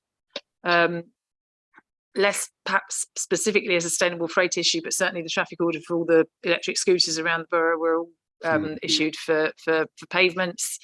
And I would obviously argue that they should be on the road, and we should be using curbside space rather than clustering the pavements. The point was made earlier, I think by you and also by Mick Lucas, that we have the Equal Pavements Pledge to influence what we do, our approach on these issues. So do you think we could sort of perhaps, I mean, do you think now that the council is now in a position to sort of move forward and say that these storage spaces that we're talking about will going forward be located on the road rather than on pavements? Short answer is, as an aspiration, yes. The only thing I'd say is that we're about to present, there is a paper about to be going on e-bikes and e-scooters about the trial that's going on at the moment. And I wouldn't profess to, because it's not being led by my highways division. It's actually being led by our network management people. So I wouldn't want to sort of go into any level of detail on that when I might be actually talking through something I can't profess to know the level of detail that you might require. But as I know from the correspondence that we've actually had, I don't believe the intention is to sort of to use footway space up when these ideally should be available to go on the carriageway space. Can I just, if we just answer, I know the committee previously asked a question about the volume, location and source of freight all the way across the borough. And the only thing I would say on that is that I have exhausted all my lines of inquiry on that lot about whether it comes. I've tried the research team in public health, I've tried Regen. We certainly, and in highways, don't have that level of detail. I think it's possible to get it, you know, the local economy team, I thought they might have some. I think we believe we do have some details in some areas, like was mentioned earlier about Old Kent Road, but it's pockets. And I think planning, there may have been the odd planning paper on destination and source of particular freight, like the Amazons that we're actually sort of talking about. The only thing I'd say is it's proving incredibly difficult to get what I would call the full picture so far. But just to say is we are aware of the committee's request for that information, or I think it's proving extremely difficult. Thank you. And I mean, a quick one. Do you think perhaps if we were to, do you think we could have an effective campaign with residents about approaching it from the consumer side? How people choose to consume? Do you think that would be a valid way of approaching this issue as well? Yeah, I think so too. It's tied up with the sort of carbon reduction, climate change, that sort of side of it as well. If we could hang it on one of those particular areas, then it's a bit like Paul was mentioning that with the schools campaign against anti-idling on Tower Bridge Road. I think if you can hit home and actually sort of catch, and I would say schools is probably a good inroad into that sort of area. I think it could be quite an effective campaign. Just don't ask me to lead on it. Thank you, Dale, very much. If members have no further questions, then thank you. Enjoy the rest of your evening, Dale. Thanks a lot. Bye bye. Thanks all. Bye bye. So I'm going to move on to agenda item number 8, which is returning to the issue of streamlining planning applications for retrofit and renewable energy. We heard from Tom Buttrick in our previous meeting, a briefing from planning officers addressing the questions that we raised during that meeting has been enclosed with the papers for this meeting. And we're going to hear from Tom Buttrick, team leader planning policy, who will present this briefing on streamlining renewable energy applications. Just to sort of repeat as well, this is part of a mini review that we are looking at. And I emailed earlier some recommendations. I emailed to members some recommendations which I felt would be useful to sort of come out for the mini review. I don't know if any of you had a chance to look at that. I mean, it was a very short email, but obviously also sort of encourage members to come forward also with any further recommendations that may have. But Tom, thank you. Please carry on. Thank you, Councillor. Good evening, everyone. As Councillor says, this is a follow-up to the last Scrutiny Commission that took place in July, when I presented to you a report on domestic renewables and the planning context. permitted development rights, etc. And I noted down a number of questions that we then agreed to take answers or get answers for. And this paper summarises those answers to the questions that were raised. It was also a really good opportunity to look again at what we provide, in terms of the guidance on our websites, and also look at the data that we have around domestic renewables. And there was actually a mix of data which is presented in the report. And since that took place, we've actually started to undertake further improvements to the service. And I note the draft, I think the recommendations that you've sent around, Councillor, and we've actually started implementing some of those already, which is good. I do have a couple of questions on a couple of the recommendations. Maybe at the end we could just go through those. But yes, it's I guess if I can just go over the key kind of points that we're in the process of doing. So firstly, we looked at our current guidance on the planning division website, and we started updating that.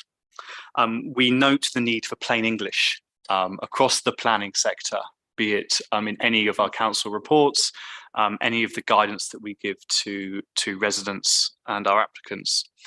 We actually use a new online app called Hemingway, and that ensures that the text that we write is of the plainest of English. It really breaks it down to the shortest sentence lengths that you can have. So that's now being implemented across the planning division when we do this kind of work. Saying that, it's an incremental process for updating our web pages, but we have started that on our renewables. We also were looking at further guidance as well from the sector, and we found a really good campaign for the Protection of Rural England note about the positioning and location of solar panels that we've taken inspiration from. This is around the visual appearance of solar panels, particularly in heritage areas, conservation areas. So we're currently preparing a draft of our own guidance note that we will be signing off shortly. And we'll be publishing that on the website, which is a downloadable PDF. We'll also put it on the webpage as well, just within the text. But that sets out guidance, again, on permitted development rights, so it's consistent, but also how we residents who live in conservations might want to approach the layout of solar panels on their roof to ensure they work most efficiently, but also take into account the visual impact of solar panels. So they're symmetrical, they're well laid out, etc. That balances the stewardship of the historic environment part of our role alongside promoting renewables. So that's a new note that we're preparing. The next point I'd just like to raise is that you'll see in the report we do undertake feedback from residents, from applicants. So there's a series of ways we do seek feedback on our service. Obviously, we want to ensure that the service that the planning division provides is efficient, accurate, and good value. So we do contact applicants once they've been through the process, and we receive feedback through that process. We've also added or are adding feedback buttons on each web page. So if there is, if someone questions the guidance, that they can have a direct link to us, and we receive those that feedback. We are currently going to Cabinet next. Sorry, it is October now, isn't it? Excuse me, in October, next Cabinet. We've got the Local Development Scheme, which is a document for the planning division which sets out the timetable of all the documents that we're going to prepare. I know of interest will be the early review of the Southwark plan, but it also will be updating the residential design standards SPD. So this is a supplementary planning document which sets out guidance on how to update and extend your home. We'll be including guidance within that SPD, and also a second SPD, the Climate and Environment SPD, which sets out guidance across a range of climate and environmental policy and how we want applicants to deliver the objectives of our planning policies. That will also include guidance as well. So we're looking for a multi-pronged approach there in terms of the documents that we're preparing moving forward.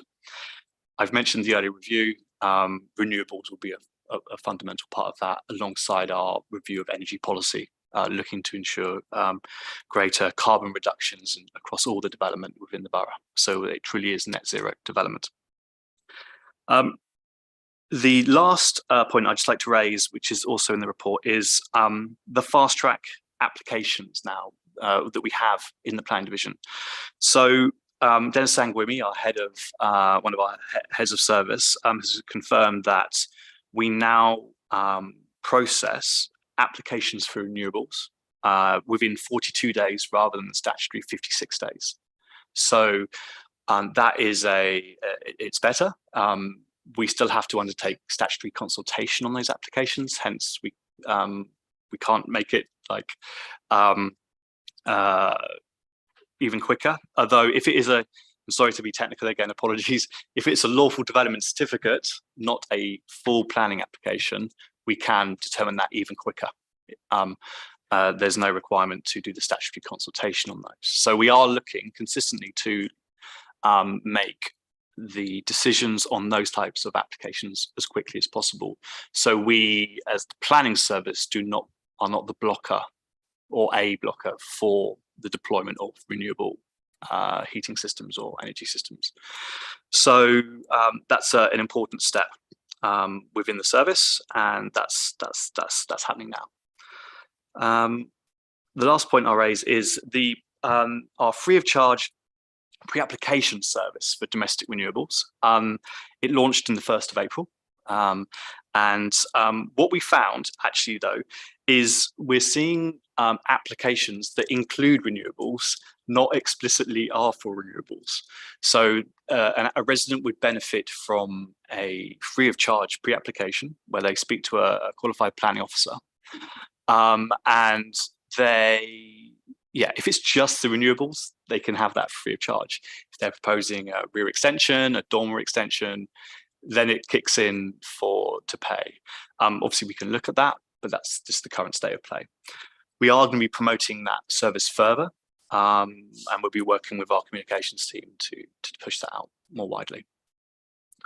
So yeah, there's a summary of some of the steps that we're taking, and happy to take any questions.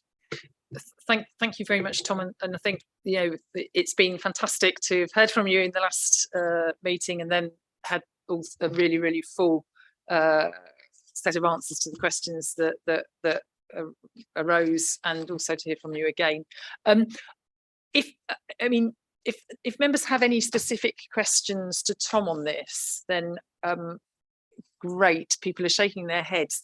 So in that case, can I ask then for us to look in the context of Tom's input and report, look at the recommendations that we would like to make on this. I, as I said, put together, and I think this sort of therefore technically sort of verges into agenda item number 9 as well. So I put together sort of a smattering of my ideas, which I'm delighted that Tom has highlighted. Some of them are already kind of under implementation anyway. But did anyone want to add to any of these at all? Do you want to, if we can get if we have the second page really is the one that we want to see.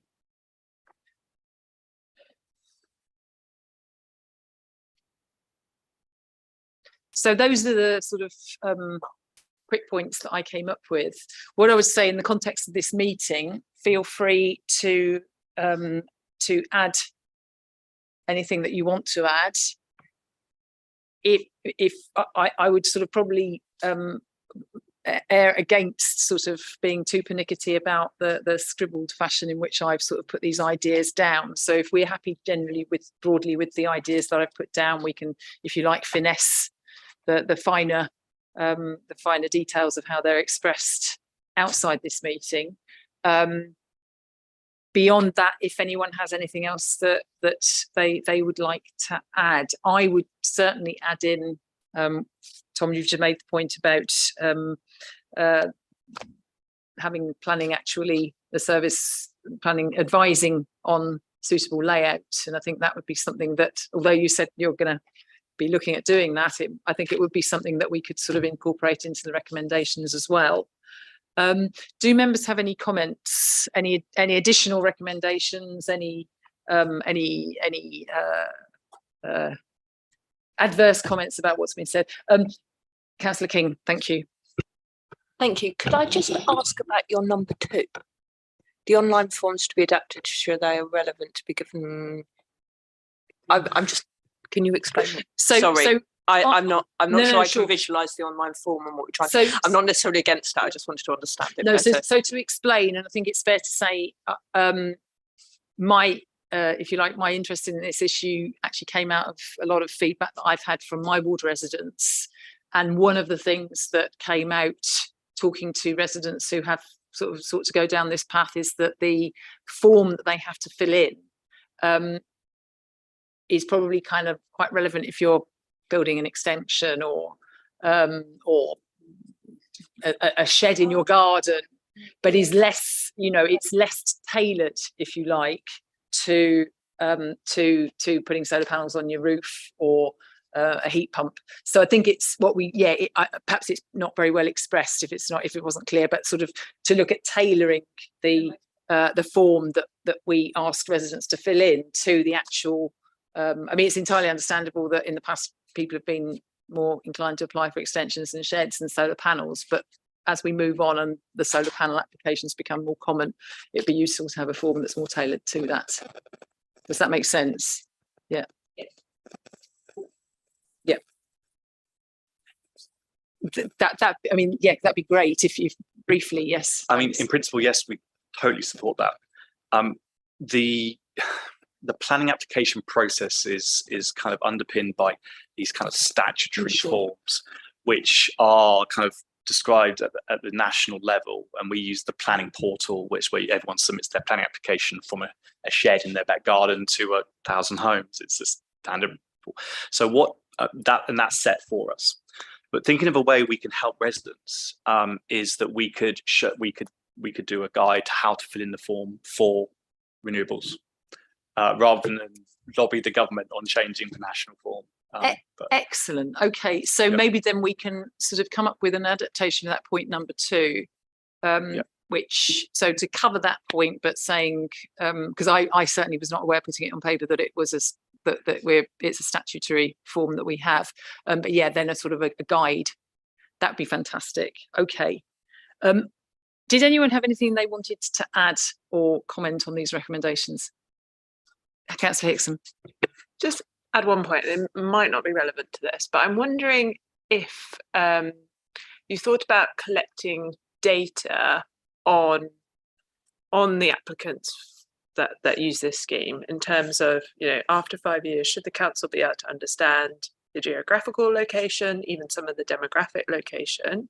Because although it's already free to do the application, right? That's one of the pre-application.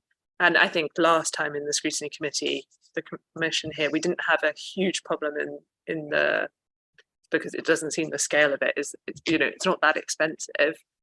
Shouldn't we as the council understand how we are putting our money to use? Which residents, where, and what type of residents does this serve? And is it only being used by certain types of residents? Of course, this generally is only being used by homeowners. Is this, the right investment of money in, for our residents? It'd just be useful to have that data. So I guess, is it worth, or are we collecting that data? And if not, should we make a recommendation that we should collect that data? Tom, do you want to come up on that?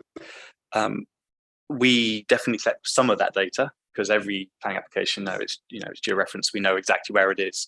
If we require further data about the kind of, in terms of demographics, etc., that goes a bit further, and we'd have to just see how we would capture that.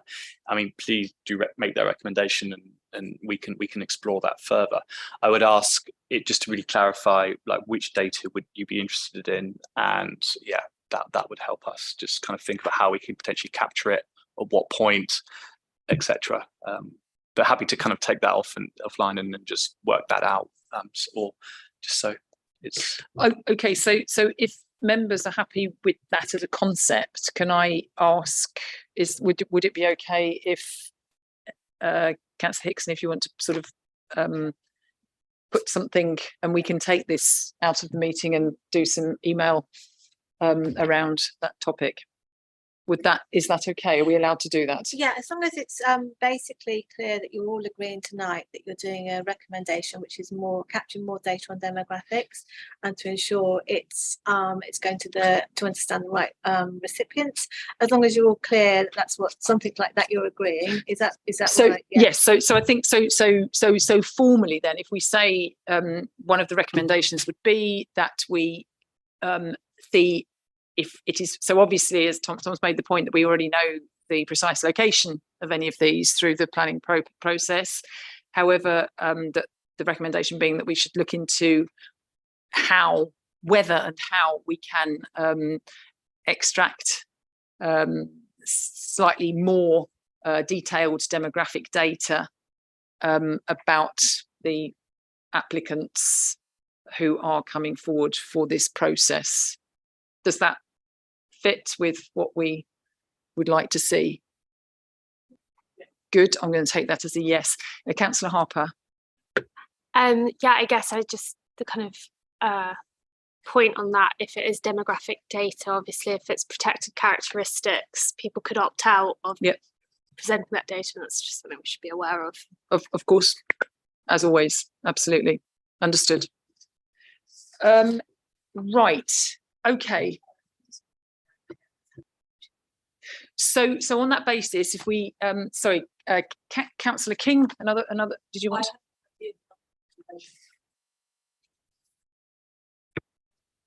to? I was just going to come in. I didn't know if we were moving on there, Chad. I had one just question about recommendation 5 as well, but I'm happy to take that at the end. Oh, okay. So in terms of so right, Councillor King, do you want, and Councillor Watson, do you want to come in with a recommendation as well? No, sorry, Chair. I was just going to say they're very good recommendations. And I think thank you very much. Just to support them wholeheartedly. But I'm sorry, I was pointing at the officer who was kind of waving to come in. So forgive me. Thank you very much. Okay, Councillor King. Thank you, Chair. I'm not sure this is a recommendation, so I'm happy for people to steer me in an opposite direction. And this comes slightly from an issue in my ward at the moment. So the issue in my ward, just to give context, is I have an estate where the council's freeholder, but everyone who lives on it is a leaseholder. And they really, really, really want to pursue some form of work in this space, but they don't know where to start, if that makes sense, because it's a complicated set of ownership arrangements. There's a management company which residents are members of, and I won't go into it, it's all quite complicated between leases and head leases and the council. And I just think there's a massive need for support and advice before this planning stage. So I wanted to direct them to this service, but it's not this service they need. They need someone to understand what the art of the possible is, and that they'd probably be willing to pay for that work, but they don't quite know how to even get it off the ground. And I just think, and then I have had contact with climate change team about this, who've been very helpful to say that the Cabinet has now passed that piece of work about how some more of that support will be given, but it's not up and running yet. And I just think there's a coordination piece in our recommendations where that piece around demographics, and that actually we're going to be helping homeowners in houses potentially through this work, needs to flow neatly into what support does the council provide to people who live in different other types of ownership, and particularly in blocks of flats. So it's an idea of a recommendation that tries to take it slightly beyond where this service is today, but recognises that it needs to expand in terms of, I suppose, kind of advice, support, not funding it, not necessarily funding it, but working out how it can be funded, and then planning advice. Okay. Do you want to encapsulate that into a quick 1 or 2 liner? I mean, I think, is it fair to say that we grasp where you're going with this? Do members feel happy with the concept? Councillor Harper. I guess I just wonder if does that go to Tom's team? That's so does it, is it, can we put it as a recommendation in this kind of review, or is it kind of beyond the scope of this kind of mini review? I mean, I would say yes, but Tom, did you want to come in on that? I would say yes. However, I think it should be addressed to officers from different teams to identify the appropriate options for that. Planning would definitely play a role within that, but as Councillor King mentioned, there is a climate change strategy action point directly relevant to providing green building advice. Right. Okay. And I very much feel that could dovetail into that. So I think there's obviously a timing thing there as well. We get that, but it's just ensuring that it's almost we're here to, as a council, as a huge stakeholder within our borough, is to provide certainty, guidance, removing fear and doubt from all these processes, so they're just really smooth. And I think it's going to take a couple of different teams to enable that, but we would definitely be one of those as part of in planning. Great. Okay. Are we happy with that? Was Councillor Watson or Tom? Was someone want to come back on point number 5? Yeah, sure. I mean, if we're happy to, is that okay? Yeah. Yep. Good. Okay, Tom. Thank you, Councillor. So yeah, just looking at recommendation number 5, and just for clarity, if I may, the council to work with other planning authorities within the borough to improve and expand uptake of carbon-saving adaptations in domestic and where appropriate other contexts. I think as a planner, it's just other planning authorities within the borough. I think we just need to tidy that up, if I may, because we are the planning authority. So shall I be specific? I believe that the Dulwich Estate is also a planning authority. Yes, if that's possible. Yeah. So I rather than I know where you're going now. Sorry. So obviously I am a Dulwich councillor. Yes. And I was not aware at the time of writing this whether there are. I suspected not, but I didn't wish to be too specific. Too parochial in my recommendations. So the other planning authority that I had in mind was the Dulwich Estate. I wasn't expecting there were any others. Not that I'm aware of. We could talk about landowners or similar potentially. Now that you've explained it, I do understand that does make more sense now. Thank you. Obviously, working with colleagues, stakeholders, I should say, within Dulwich Estate, we could have a conversation. We obviously engage with them frequently on planning matters. Sure. And we can. I mean, perhaps it's worth saying other planning authorities and landowners, for example. That may be an appropriate addition. Councillor Neil, did you want to come in? Interest.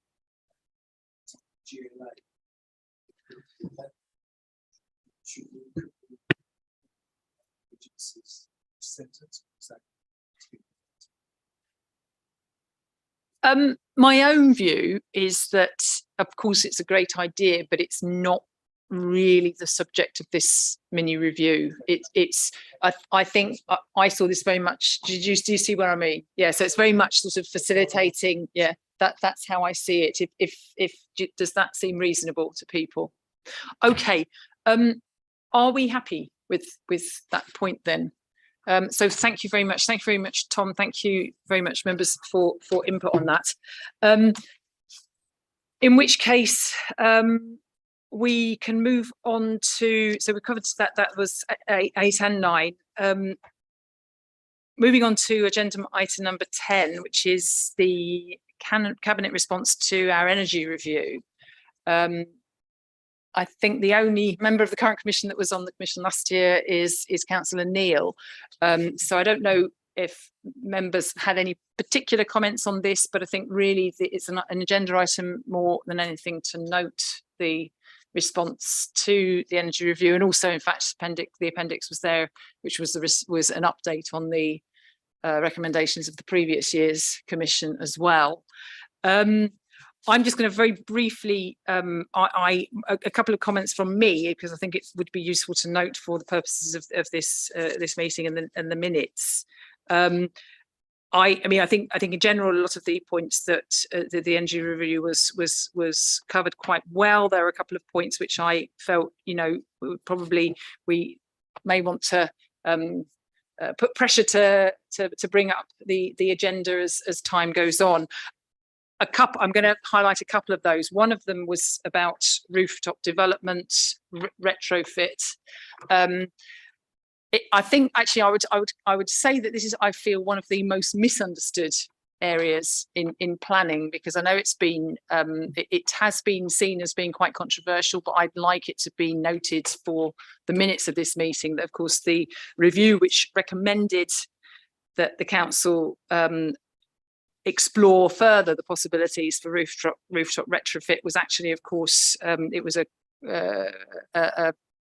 recommendation which I discussed in depth with the vice chair of last year's commission, Councillor Adele Morris, and was adopted by the commission, which of course consists of members of the administration and of the opposition. I think the big issue here obviously is that we would have to, safety is absolutely paramount, but the advantages, the perceived advantages of rooftop development, which has actually been explored in some other locations and in other countries, is really about reducing embodied carbon or limitations to embodied carbon on the basis that you can increase the capacity of somewhere without knocking it down and building a bigger one. So that's really where it comes from. But obviously the safety issues are paramount, and that was encapsulated in the Cabinet's response. But I think it's something that, you know, as a commission, we might want to bear in mind, sort of to look at going forward, and see how that develops. And the other one for me was the response with regard to CellChip, which I think there is probably, again, it's a question of perhaps it would be something that we'd want to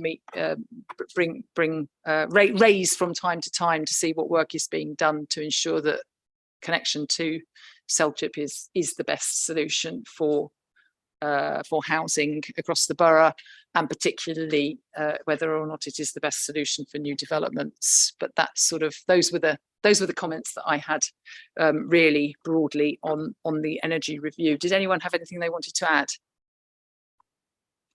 No. So thank you very much. Moving on then to the agenda number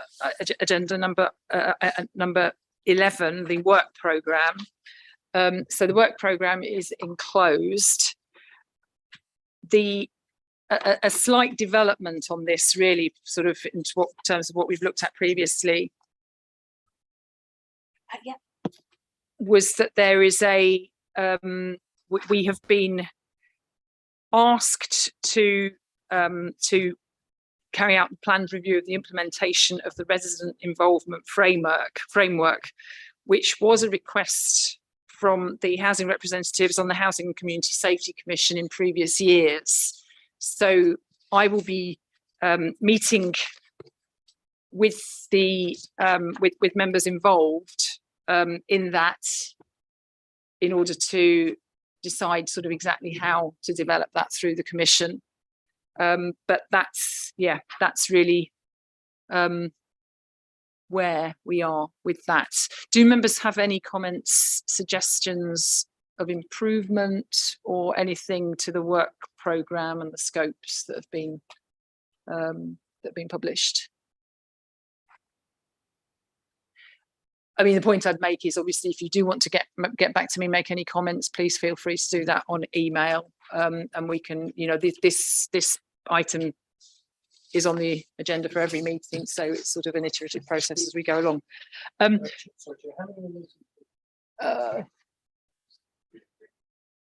One, two, you've got three, one in 4. December. I think you're going to have 7 parties, and yes, then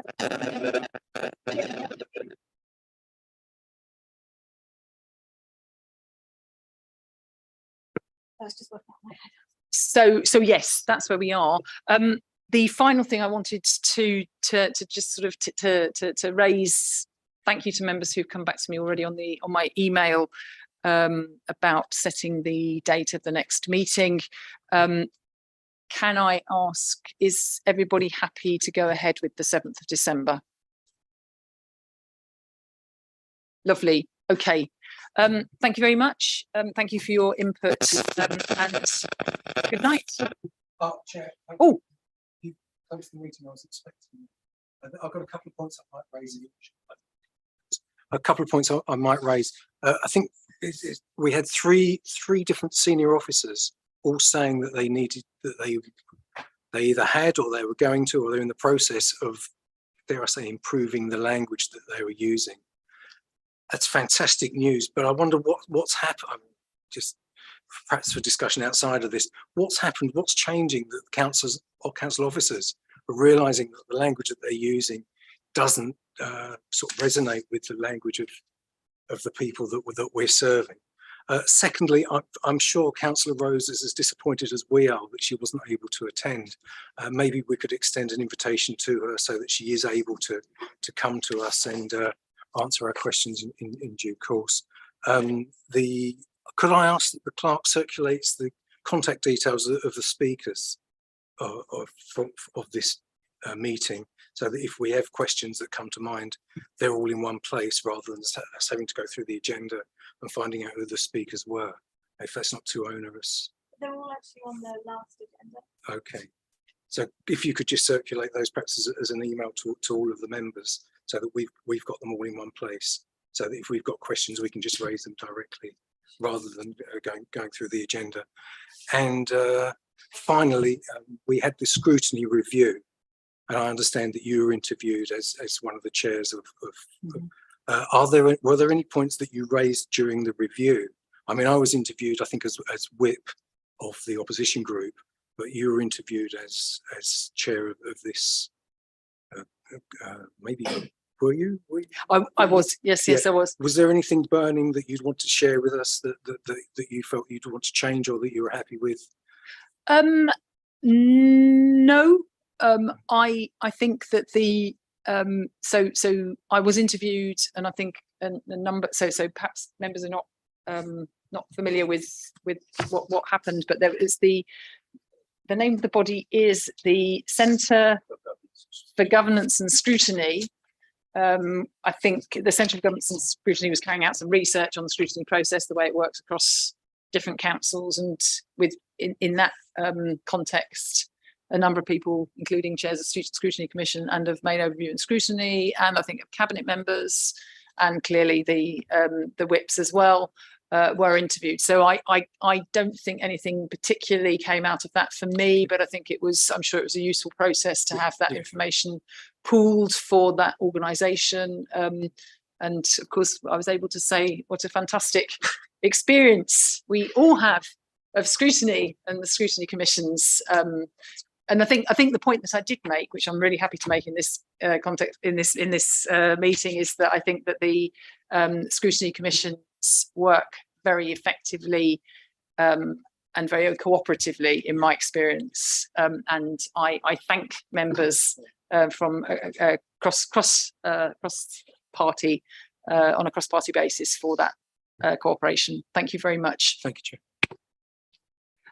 And in which case, I will wish everybody a good night. Thank you very much, and see you soon. Good night.